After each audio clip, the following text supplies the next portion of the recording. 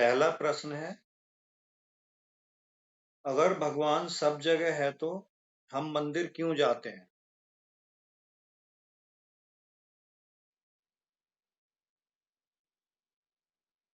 अच्छा प्रश्न है।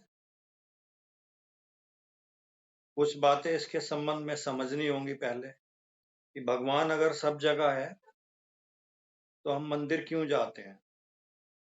पहली बात तो भगवान उन लोगों के लिए सब जगह है जो अपने में देख चुके हैं। जिन्हें अभी तक अपने अंदर ही भगवान दिखाई नहीं दिया है, वो दूसरी जगह पे कैसे देख पाएगा। ये अनुभव ऋषियों ने बताया, या जो आत्म तत्व लोग हैं जिन्होंने अपनी आत्मा देख ली है, उन्होंने अपने अनुभव के अनुसार ये कहा कि भगवान हर जगह है, क्योंकि उन्हें अपने में दिखाई दे गया था। जिसने अपने में देख लिया उसको दिखाई ही वो देगा सब जगह। अब इन्होंने पूछा है कि अगर भगवान हर जगह है तो हम मंदिर क्यों जाते हैं। तो जिसको भगवान हर जगह दिख रहा है वो मंदिर जाएगा क्यों? फिर पहला सवाल, उसको तो अपने घर में भी दिख जाएगा, उसको अपने बच्चों में दिख जाएगा, पशु पक्षियों में दिख जाएगा, वृक्ष में दिख जाएगा। यानी ये केवल एक सवाल पूछ रहा है, उसको भी दिखाई कहीं भी नहीं दिया है। जिसको सब जगह दिखेगा तो मंदिर में भी दिखेगा, और मंदिर कौन जाएगा जिसको सब जगह ना दिख रहा हो। दोनों विरोधी बात हो रही है। मंदिर देखने कौन जाएगा भगवान को? जिसको अभी केवल मंदिर में दिखता हो और कहीं भी दिखाई ना दिया हो। मान लिया हम में से कोई अपने घर में रहता है और शाम को हम कई जगह बैठने जाते हैं, तो उसके परिवार संबंधी कहें भाई बाहर ढूंढ लो, कहीं वो बैठने गए होंगे, बाहर तो मिले नहीं, तो फिर कहाँ होंगे? फिर घर पे ही होंगे, तो घर आके ढूंढ लो। तो मंदिर ढूंढने जाएगा कौन? जिसे अभी सब जगह दिखाई ना दिया हो, एक ही जगह देखने की कोशिश कर रहा हो, तो वो व्यक्ति मंदिर जाएगा। और जिसको सब जगह दिखाई दे गया हो, उसको तो अपने घर में भी दिख जाएगा, मंदिर में भी दिख जाएगा। फिर मंदिर जाने की इतनी आवश्यकता नहीं रहेगी, क्योंकि उसे अपने में दिख गया। तो ये अनुभव बताया था ऋषियों ने कि जिसे अपने में राम दिख जाते हैं, भगवान दिख जाता है, उसको सब जगह भगवान, कण कण में भगवान दिखता है। ये कण कण में भगवान की थ्योरी उनकी नहीं है जिनको अभी अपने में दिखाई न दिया हो। जो अभी अपने में अनुभव में ना हो तो दूसरी जगह कैसे देख पाएगा? जिसको अपने अंदर में भगवान दिख गया हो उसको दिख पाएगा दूसरी जगह। तो इन्होंने पूछा है, अगर भगवान सब जगह है तो हम मंदिर क्यों जाते हैं। हम लोग ऐसे हैं कि ठीक काम भी गलत तरीके से करते हैं। मंदिर जाना ठीक बात है, जा सकते हैं, बट हम गलत तरीके से जाते हैं। गलत तरीके का मतलब है हम अपनी इच्छाएं पूरी करने, हम अपनी वासनाएं लेके, हम अपनी कामनाएं लेके एक तरह से व्यापारी बन के जाते हैं। इसलिए हमें मंदिर में भी दिखाई नहीं देता, नहीं तो मंदिर में भी दिखाई दे जाएगा। भगवान के दर्शन और आपके बीच में आपकी इच्छाएं आ जाती है, इच्छाओं का पर्दा आ जाता है, आपकी मांग आ जाती है। अब जैसे मैं आप में से किसी से मिलने जाऊं और मैं किसी स्वार्थ या किसी इच्छा पूरी करने के लिए मिलने जाऊं, तो मेरी जो दृष्टि होगी मेरी इच्छा पूरी करवाने पे होगी। मैं आपसे मीठी बात भी करूंगा, हाय हेलो भी करूंगा, आपके प्रति प्रेम पूर्ण सम्मान भी दूंगा, बट मेरी जो अंदर से निगाह होगी ना, यार ये आदमी मेरा काम पूरा कर दे, जिस उद्देश्य से मैं मिलने आया हूँ उससे मिलने की इच्छा थोड़ी होगी मेरी, मेरे तो अपने काम के प्रति इच्छा होगी। तो ऐसे ही जब हम मंदिर या किसी तीर्थ या देवालय, किसी दिव्य स्थान पे जाते हैं तो इच्छाओं से भरे हुए रहते हैं। इच्छाओं से भरे रहने के कारण हमें दर्शन नहीं हो पाता। हम मूर्ति देख आते हैं, सजावट देख आते हैं, सब कुछ देख आते हैं, बट भगवान से मिलन असंभव हो जाता है। क्यों? क्योंकि बीच में इच्छाएं आ गई। लक्ष्य तो इच्छाएं पूरी करने पे है ना, मिलने पे नहीं है। हम में से बहुत कम लोग होंगे जो इसलिए मंदिर जा रहे होंगे कि आज परमात्मा मिले, हम परमात्मा के दर्शन करें, परमात्मा में साक्षात्कार दें। हम जा रहे होंगे इसलिए हमारी कुछ इच्छाएं होंगी, मांग होंगी, या हम अशांत होंगे, हमें शांति चाहिए होगी, कुछ ना कुछ चाहिए होगा, दुख से मुक्ति चाहिए होगी, सुख चाहिए होगा, अपनी कुछ इच्छाएं पूरी करनी होंगी।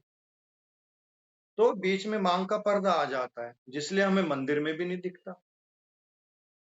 तो मंदिर को मांग का केंद्र नहीं बनाना है, व्यापार का। मंदिर तो शांति का केंद्र है, और शांति में हमें शांति कब मिलेगी? तब हमारे पास इच्छाएं नहीं होंगी। जैसे तुम बाजार जाते हो ऐसे ही तुम मंदिर भी चले जाते हो। बाजार में भी इच्छाएं हैं, मंदिर में भी इच्छाएं हैं। तो मंदिर और बाजार में कोई तो फर्क होगा। इच्छाएं तो बाजार से पूरी होती है। तो बिना इच्छा के मंदिर जाएंगे तब दर्शन होगा, जब अंदर दर्शन की इच्छा होगी। दूसरी बड़ी बात,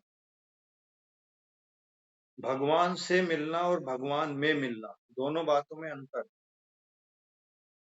हम भगवान से मिलने जाते हैं, से का मतलब है कोई अदर, कोई दूसरा। तो हमने तो पहले ही उसको अलग रख लिया कि कोई अलग है, मैं अलग हूं, जिससे मिलना है। अगर हम जाएं इस दृष्टि से कि भगवान में मिलना है, तो मैं का अर्थ है हम उसमें डूबने जाएंगे, उसका साक्षात्कार करने जाएंगे, उसके दर्शन करने जाएंगे। तो हम पहुंचते ही नहीं है दर्शन करने। जब दर्शन की इच्छा नहीं होती तो ना तो कण कण में दिखता और ना मंदिर में दिखता है। तो सबसे बड़ी मुसीबत है हमारी मांग। मंदिर का क्या अर्थ है? मन के अंदर जो उतर जाए। मन इति अंदर, दो शब्दों से बनता है ना मंदिर। तो मन के अंदर कौन उतरे?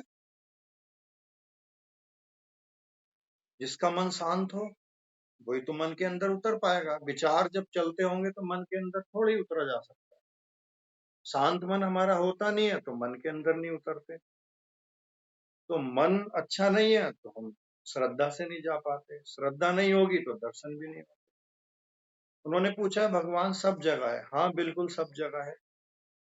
भगवान का जो अर्थ है, 5 अक्षरों से संयुक्त शब्द है भगवान।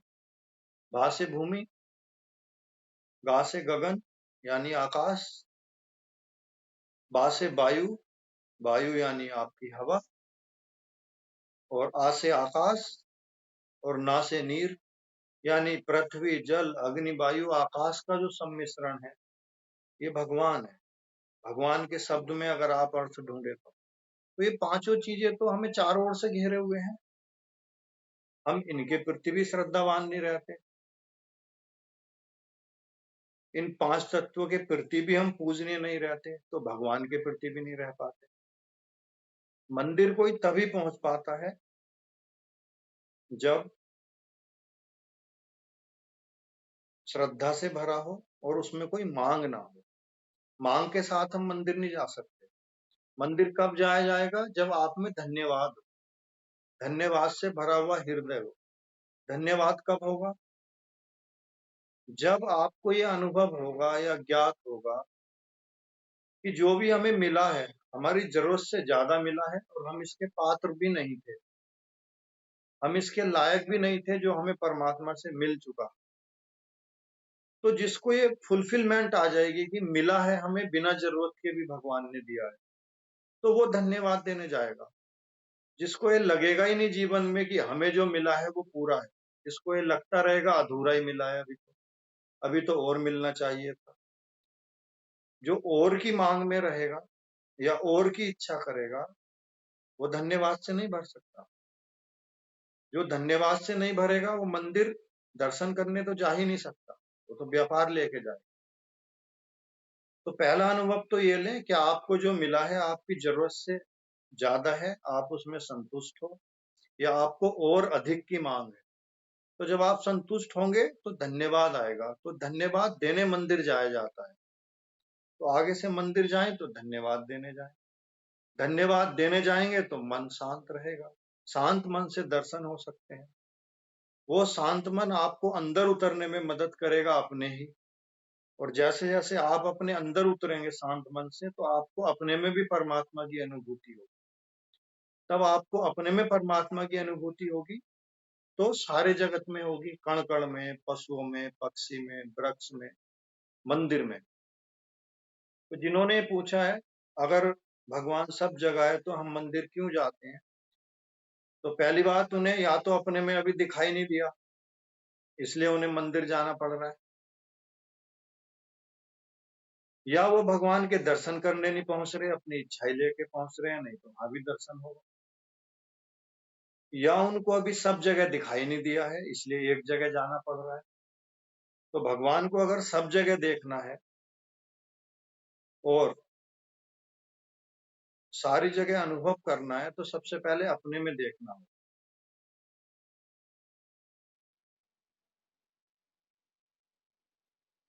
दूसरी बड़ी बात, उन्होंने पूछा है मंदिर क्यों जाते हैं। उन्होंने ये नहीं पूछा कि मैं मंदिर क्यों जाता हूं, हम शब्द लगाया है, तो हम का अर्थ है वो क्राउड के लिए पूछ रहे हैं कि हम मंदिर क्यों जाते हैं। अपने लिए पूछते तो ज्यादा अच्छा है कि मुझे मंदिर क्यों जाना चाहिए, उसके पीछे क्या विज्ञान है, किस लिए मैं मंदिर जाऊं। अब उन्होंने सबके लिए पूछ लिया है, मंदिर क्यों जाना है, हम किसी चीज को, किसी कार्य को क्यों करते हैं। हमारी कुछ उससे आशाएं हैं, कुछ छिपे हुए स्वार्थ होंगे, निस्वार्थ तो हम कुछ भी नहीं करने को तैयार। भक्ति निस्वार्थ होती थी एक समय में, अब तो हमने वो भी स्वार्थ बस करनी शुरू कर दी। तो तुम्हारे मन में कोई विचार, कोई सिद्धांत या ऐसी धारणाएं होंगी कि मंदिर से कुछ पूरा हो जाता है हमारे जीवन में, उन आशाओं को पूरा करने के लिए हम मंदिर पहुंचते हैं। और शुरू में आशा ये होती है कि मंदिर से प्राप्त होगा, सब कुछ हमें मिल जाएगा मंदिर से, शुरू में ये आशा होती है।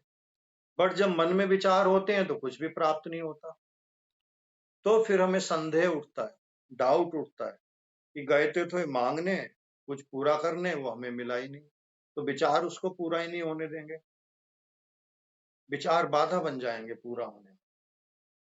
जब विचार बाधा बनेंगे तो फिर आपको संदेह पैदा होगा कि मंदिर से कुछ नहीं मिलता, फिर डाउट होगा कि हम मंदिर क्यों जाते हैं। देखिए, मंदिर भारतीय सभ्यता और संस्कृति के आकर्षण का केंद्र रहा है। क्यों? क्योंकि हमारी सारी विद्याओं का ओरिजिन या उनका जन्म मंदिर से ही हुआ है। संगीत है, आध्यात्म है, चाहे ध्वनि विज्ञान है, ध्वनि शास्त्र है, सारे सुर हैं, ये सब साधनाओं से ही मिले हैं मंदिर में। ओम का उच्चारण है, किसी मंत्र का उच्चारण है, इन उच्चारणों से जो ऊर्जा मिलती थी मंदिर के स्ट्रक्चर से, ट्रायंगुलर स्ट्रक्चर है मंदिर का, वो स्ट्रक्चर कैसा है, हमारी फेंकी गई ध्वनि को वापस हम पे लौटा देता है, रिवर्ट कर देता है, जिससे हमारा शरीर चार्ज होता है और हम शुद्ध होते हैं। तो वो प्रयोग तो हम भूल गए, हम बस एक भीड़ की तरह जाने लगे, हमने उनको मांग का केंद्र समझ लिया कि मंदिर जो है हमारी मांग पूरी करता है, जबकि मंदिर था आपके धार्मिक प्रयोगों की जगह, जहां आपके धर्म के वैज्ञानिक प्रयोग हो सकते थे, जिनसे आत्मा को पाया जाता है। वो प्रयोग साधना के प्रयोग थे, वैज्ञानिक प्रयोग थे, ध्यान के प्रयोग थे, जिसलिए मंदिरों का निर्माण हुआ। अगर हम मंदिर उन प्रयोगों को करने जाएं जिससे आत्मा का दर्शन होता है, परमात्मा का दर्शन होता है, तब तो जाना शुभ है। अन्य किसी पर्पज के लिए अगर हम मंदिर जाते हैं, तब हम शुद्ध भाव से नहीं जा रहे, मंदिर होने का हम पर्पज पूरा नहीं करते। मंदिर होने का उद्देश्य हमें पूरा करना पड़ेगा।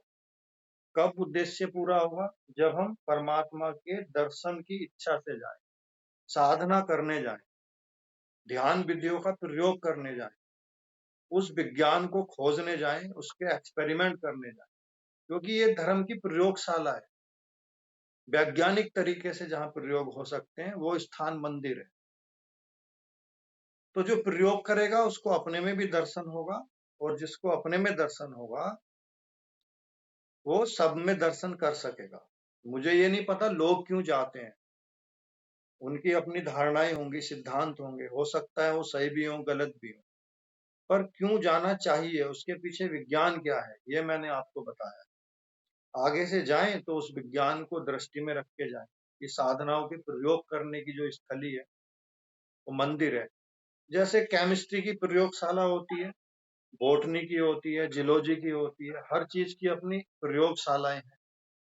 ऐसे ही धर्म की प्रयोगशालाएं, तीर्थ स्थान, मंदिर ये रहे हैं, तो उनको प्रयोग करने की दृष्टि से जाएं और प्रयोग में श्रद्धा को मिला लें तो परिणाम जल्दी आ जाए।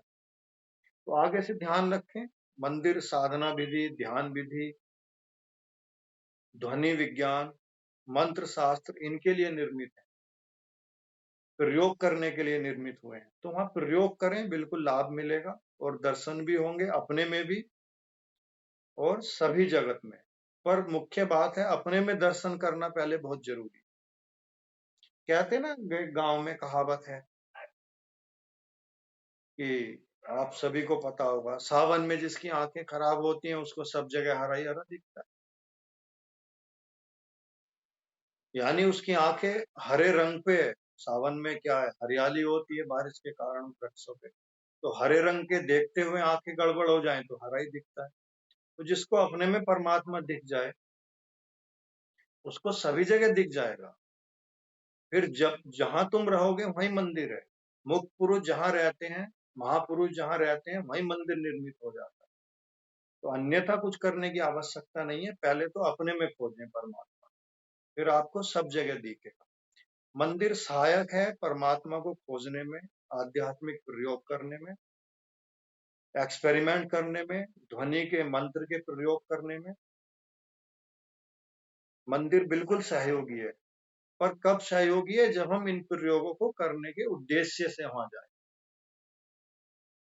तब मंदिर सहयोग करेगा। तो मंदिर की उपयोगिता है धार्मिक प्रयोगों के लिए, धार्मिक अनुभवों के लिए, तो इसी उपयोगिता से मंदिर जाए। तो अगला सवाल पूछा है उर्मिल ने। प्रणाम सर, मेरा प्रश्न है, ध्यान में ही विचार क्यों आते हैं? जब हम ध्यान में बैठते हैं तो उसी समय में विचार ज्यादा क्यों आते हैं? तो पूछा है उर्मिल ने। अच्छा सवाल है। पहले तो विचारों के बारे में समझिए कि विचार क्यों उत्पन्न होते हैं। देखिए, जैसे आकाश में अभी बरसात का मौसम है, तो बादल एक जगह से दूसरी जगह पहुंच रहे हैं। उन बादलों को हवाएं सहारा दे रही हैं। अगर हवाएं ना हो तो बादल एक जगह से दूसरी जगह पहुंचने कठिन है। तो ठीक ऐसे ही हमारे विचार भी होते हैं बादलों की तरह। जैसे आकाश में बादल हैं, ऐसे ही हमारे विचार भी हैं।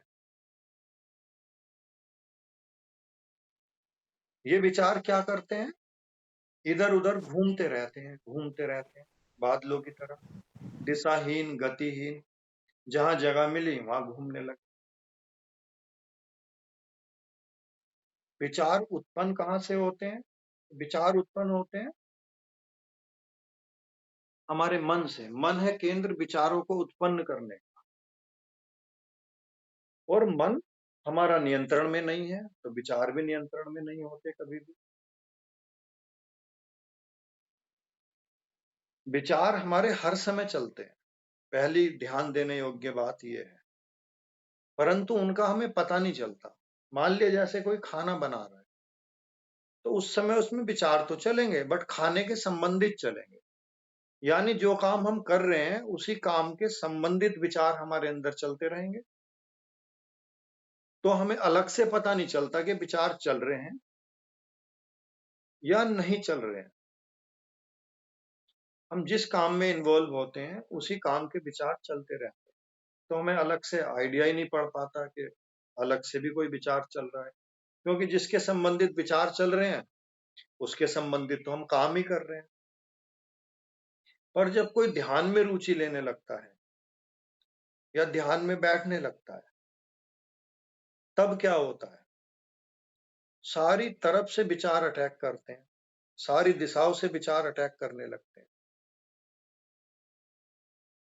तब हमें लगता है कि नॉर्मली या सामान्यतः तो इतने विचार नहीं आ रहे थे जितने ध्यान में बैठने पे उठने लगे।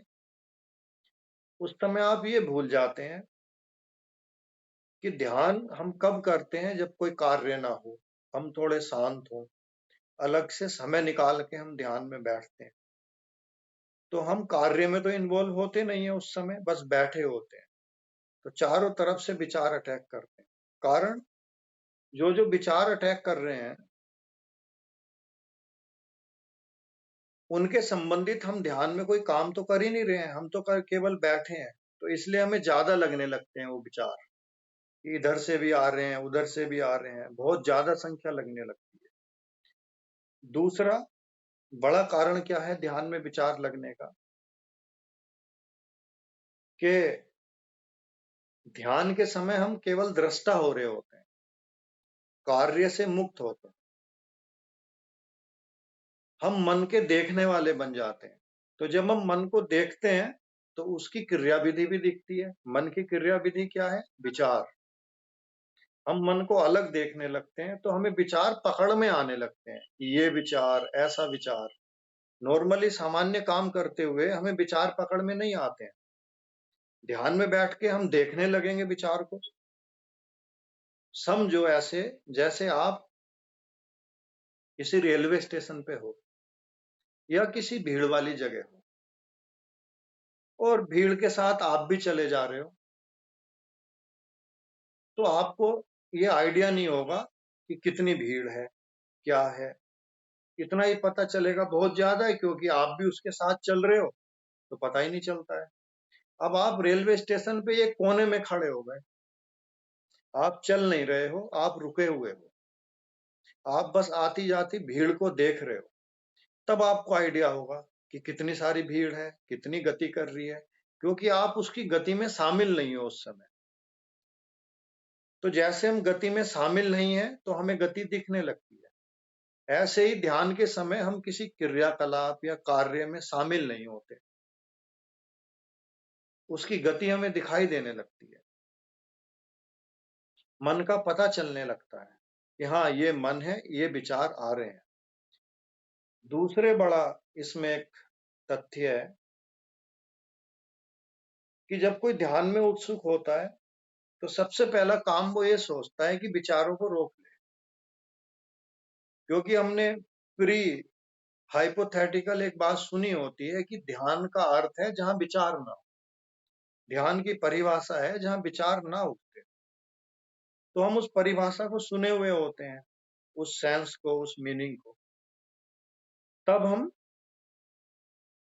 कोशिश करते हैं कि ध्यान में जाना है तो विचारों को रोकने का प्रयास करें। जैसे ही हम विचारों को रोकने का प्रयास करते हैं, वैसे ही हमारे अंदर और ज्यादा विचार उठने लगते हैं। क्यों? क्योंकि प्रयास करना भी एक विचार है, प्रयास करना भी एक कोशिश है। और जैसे ही आप कोशिश करोगे विचार और गति पकड़ेंगे, क्योंकि मन का एक गुण है, मन अपने पे अंकुश नहीं चाहता है। मन ये नहीं चाहता है कि हम पे कोई नियंत्रण कर ले, कोई हमें कंट्रोल में कर ले। उसकी आदत है दिशाहीन होके गति करने की, चारों दिशाओं में भागने की। जैसे दिशाहीन पशु, जैसे घोड़े को हम लगाम लगाते हैं, तो मन की आदत है कि हम पे कोई लगाम ना लगाए, हम अपनी मर्जी से भागे। पर ध्यान में हम पहली कोशिश करने लगते हैं विचारों को रोकने की, तो रोकना ही एक समस्या बन जाती है। जैसे ही हम रोकने की कोशिश करेंगे विचार और भागेंगे, क्योंकि मन रिएक्ट करेगा उस स्वभाव के प्रति, क्योंकि आप मन को रोकने की कोशिश कर रहे हैं। विचार को रोकना मतलब मन को रोकना, तो मन एंटी फोर्स लगाएगा, वो और ताकत से विचारों को फेंकने में संलग्न हो जाएगा। तो यह प्रश्न उठता है कि विचारों को कैसे ध्यान में कम करें। तो सबसे पहली बात, जब आप ध्यान में जाएं तो कोई भी विचार रोकना है ऐसी कोशिश ना करें, उसको बस देखते रहना है। जैसे आप क्रिकेट का मैच देखते हो ना टीवी पे, तालियां भी बजाते हो, अपने देश के खिलाड़ी को आउट होता देख के दुखी भी होते हो, वो सिक्स लगाता है या रन बनाता है तो आप खुश होते हो, बट आप वहां खेलने थोड़ी पहुंच जाते हो, आप वो आनंद दूर से ले रहे होते हो। मान लिया कोई स्टेडियम में देखने गया, तो दूर बैठ के आनंद ले रहा है, दुखी हो रहा है, सुखी हो रहा है, उत्तेजित हो रहा है, तालियां बजा रहा है, बट खेलने थोड़ी पहुंच गया स्टेडियम के अंदर। ऐसे ही मन को नियंत्रित करने की विधि है, विचारों को कम करने की। आप उसके साथ इन्वॉल्व हो जाते हो, थॉट के साथ। आपको इन्वॉल्व नहीं होना है। कैसे इन्वॉल्व नहीं होना है? जैसे अभी बच्चा चलना सीखता है, माँ उंगली पकड़ती है, धीरे धीरे उसको चलाना शुरू करती है। जब माँ को लगने लगता है कि अब खतरा कम है, बच्चा गिरेगा नहीं, तो धीरे से उंगली छोड़ देती है, बट उसके पीछे पीछे रहती है, अगर गिर जाएगा तो पकड़ लूंगी। यानी दूर से बैठ के देखती है, बट इतनी अवेयर भी होती है, अगर कोई नुकसान हुआ तो जाके पकड़ लेंगे, गिरने नहीं देंगे। तो मन के साथ भी यही व्यवहार विधि प्रयोग करनी है। विचारों को आते हुए देखना है, उसके साथ इन्वॉल्व नहीं होना, कि जैसे बच्चा अलग खेल रहा है और माँ दूर से देखती है। तो ऐसे ही मन में आते विचारों को देखिए, उनको रोकने का प्रयास मत करिए, उनमें इन्वॉल्व मत होइए, बस देखते रहें कि अब ये मन क्या करेगा। ऐसा समझें कि आपके अंदर कोई बच्चा मौजूद है और एक आप बड़े भी अपने अंदर मौजूद।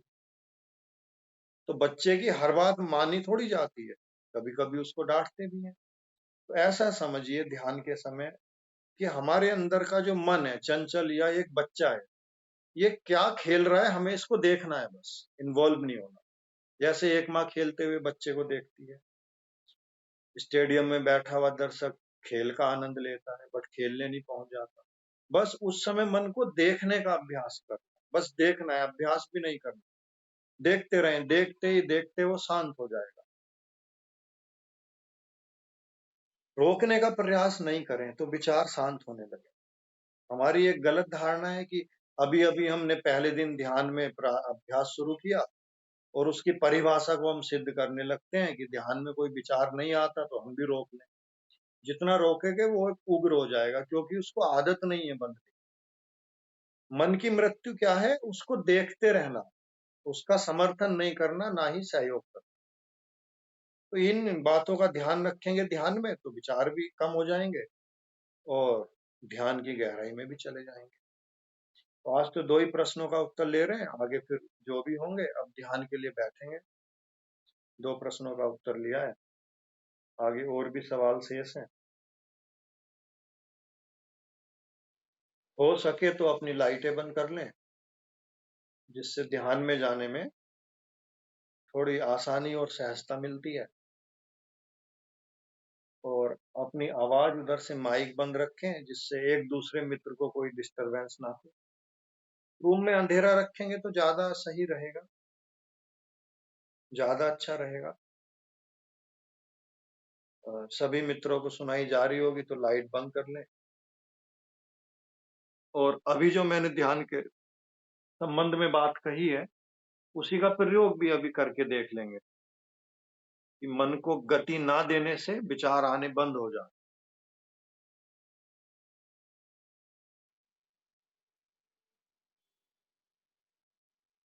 प्रकाश को बंद कर लें, रोशनी को, और माइक म्यूट रखें।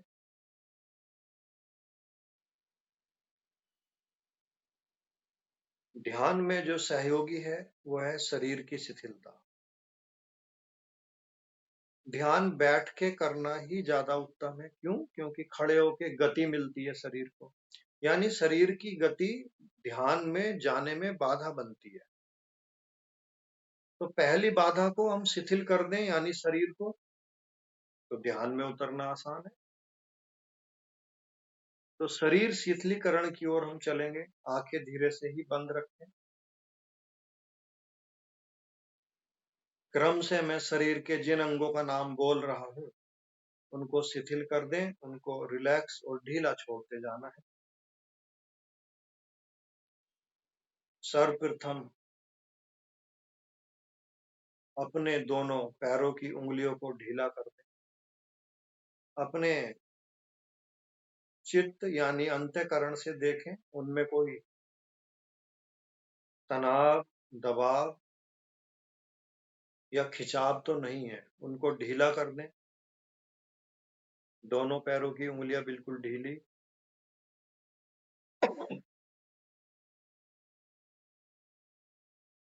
दोनों पिंडलियां, घुटने से एड़ी के बीच का पैर, उसको ढीला कर दें।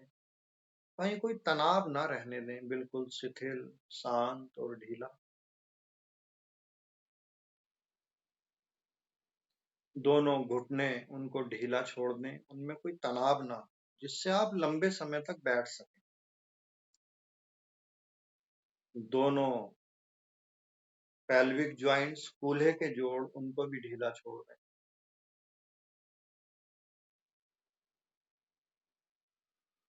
दोनों पैर बिल्कुल शिथिल, शांत और ढीले। आंखें बड़े धीरे से ही बंद रखें। बैकबोन को ढीला छोड़ दें, रीढ़ की हड्डी को, कमर को ढीला कर दें। इतना ढीला करें कि वह आगे भी ना झुके और उसमें कोई तनाव भी ना हो। यानी शिथिल रखना है, रिलैक्स रखना है। सीधा तो रखेंगे बट ढीला रखें। दोनों कंधे बिल्कुल ढीले। दोनों कोहनियां, उनको शिथिल कर दें। दोनों हाथ और हाथ की उंगलियों को ढीला छोड़ दें। गर्दन को ढीला रखें।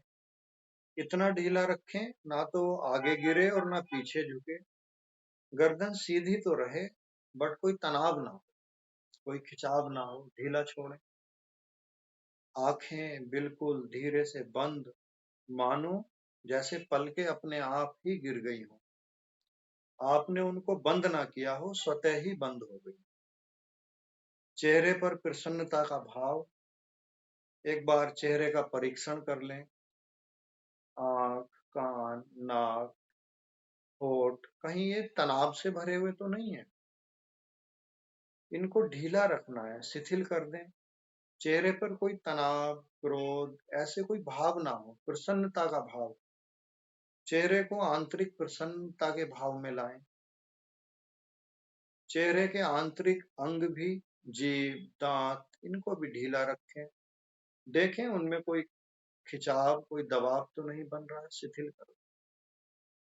पूरा शरीर शिथिल और शांत।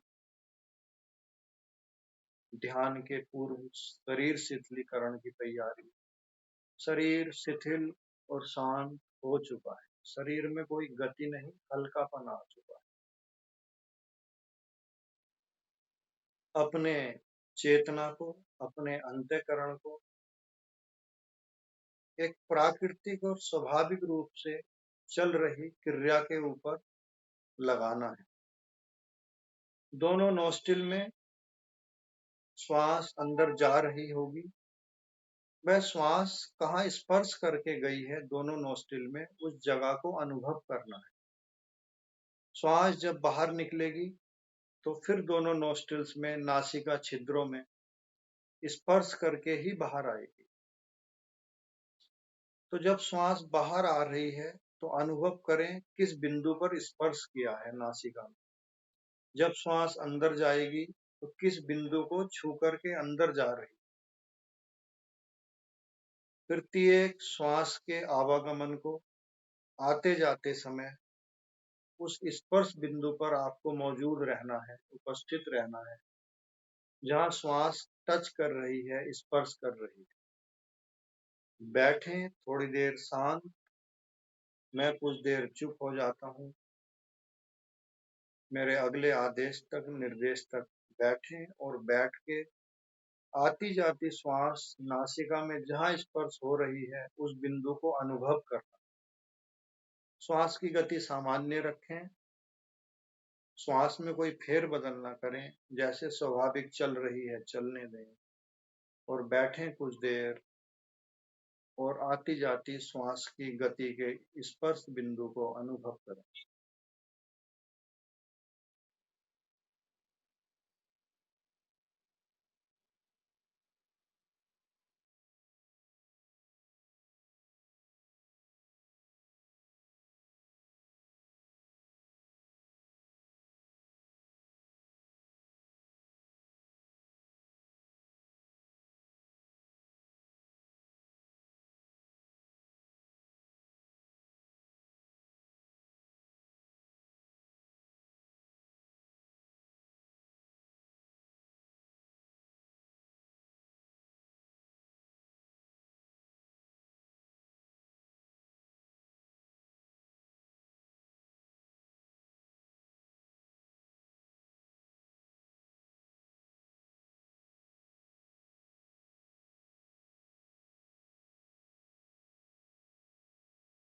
श्वास ही श्वास रह जाए। मन की आदत है भटकना, भटकेगा, फिर दोबारा से श्वास को देखने लगें।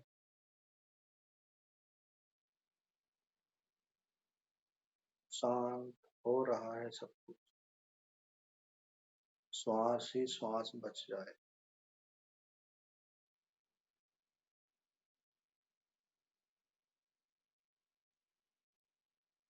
देखते रहें, श्वास को देखते रहें।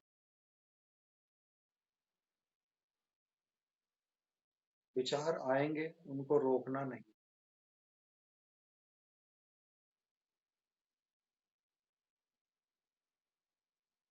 विचारों को भी देखते रहना। एक विचार आएगा, फिर दूसरा आएगा, देखते रहें। जैसे आपके सामने से कोई भीड़ गुजरती है, ऐसे उनको गुजरता हुआ देखें। श्वास ही श्वास बच जाए।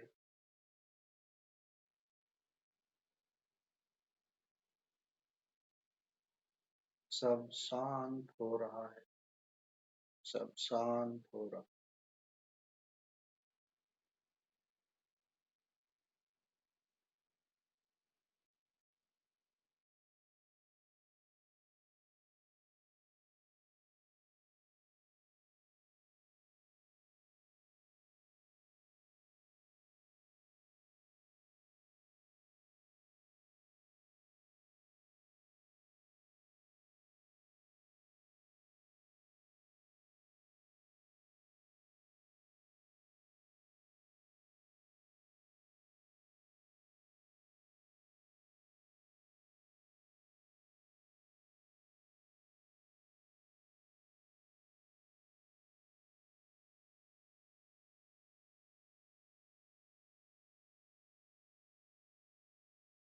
श्वास ही श्वास बच जाए।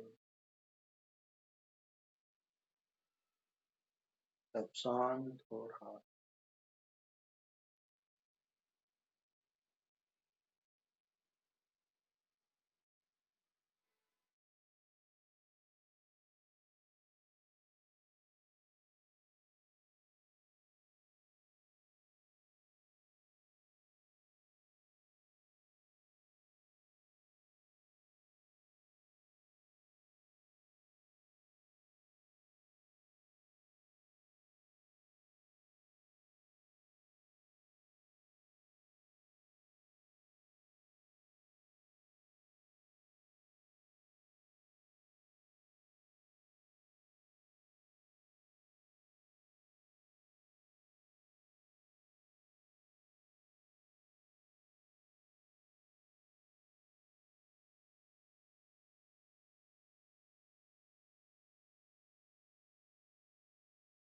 श्वास ही श्वास रह जाए। सब शांत होता हुआ।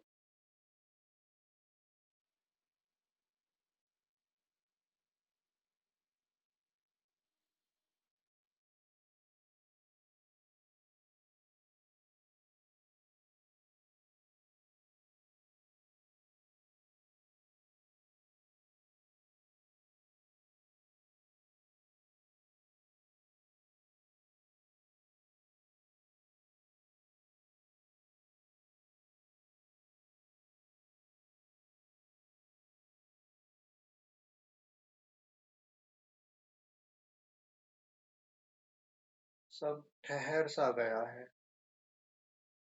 न शरीर का अनुभव है, न विचारों का अनुभव है। कुछ क्षण के लिए सब रुका हुआ सा है। कोई ठहरी हुई अवस्था ध्यान है। विचार आएंगे, उनको देखते रहना है।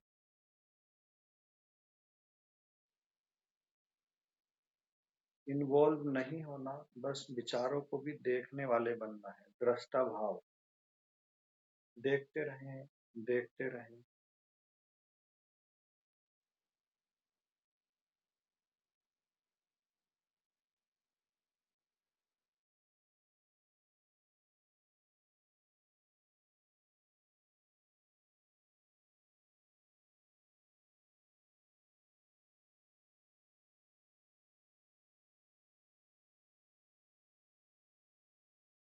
एक गहरे आनंद और शांति का अनुभव। उस अनुभव में ठहरे रहें।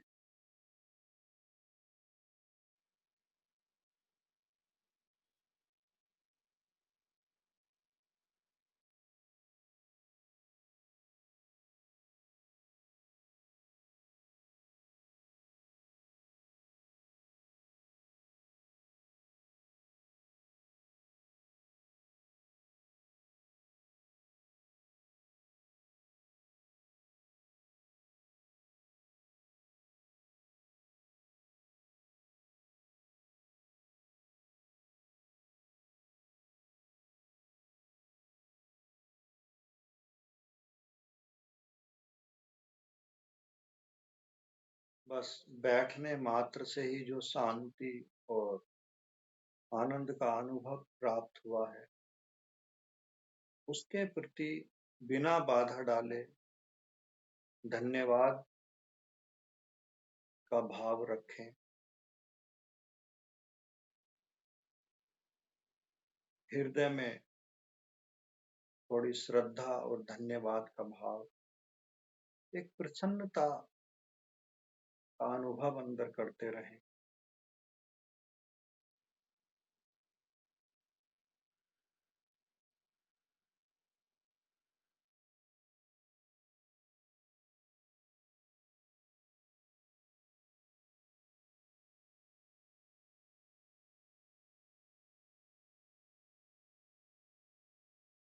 आनंद और शांति का अनुभव।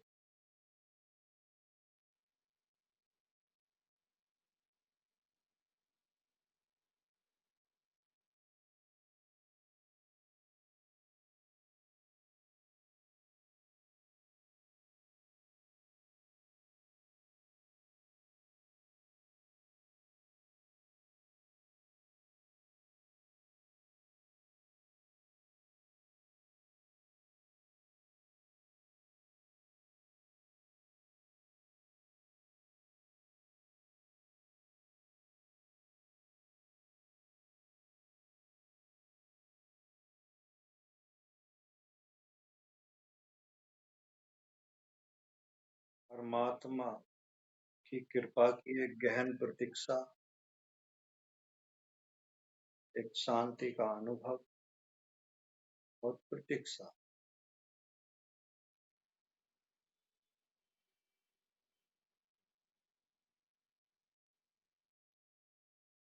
जो ऊर्जा ध्यान से हमें प्राप्त हुई है, उस ऊर्जा के प्रति धन्यवाद और श्रद्धापूर्ण भाव रखते हुए धीरे से बाहर आएंगे ध्यान के, परंतु आंखें नहीं खोलेंगे अभी। जिन मित्रों को बैठे रहना है वो बैठे रह सकते हैं, जिनको मेरे आदेश के अनुसार वापस आना है वो आ सकते हैं, परंतु आंखें नहीं खोलेंगे। उसी भाव में बाहर आना है, शांति, प्रतीक्षा और धन्यवाद।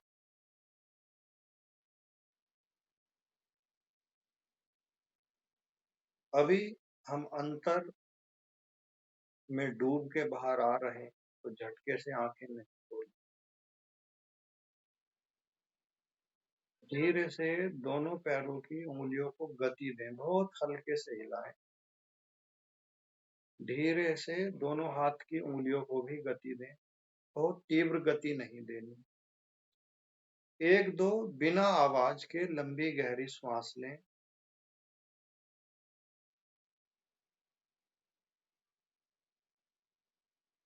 आंखें खोलने में कम से कम 30 सेकंड से 1 मिनट का वक्त लगाएं, जैसे स्लो मोशन में आंखें खोलनी। झटके से नहीं खोलेंगे, नहीं तो ऊर्जा को बाहर निकलने के लिए गति मिल जाएगी तुरंत और शांति का भाव नष्ट हो जाएगा। तो धीरे धीरे धीरे आंखें खोलें।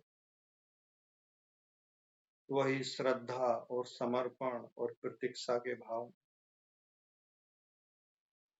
और ध्यान से बाहर आए।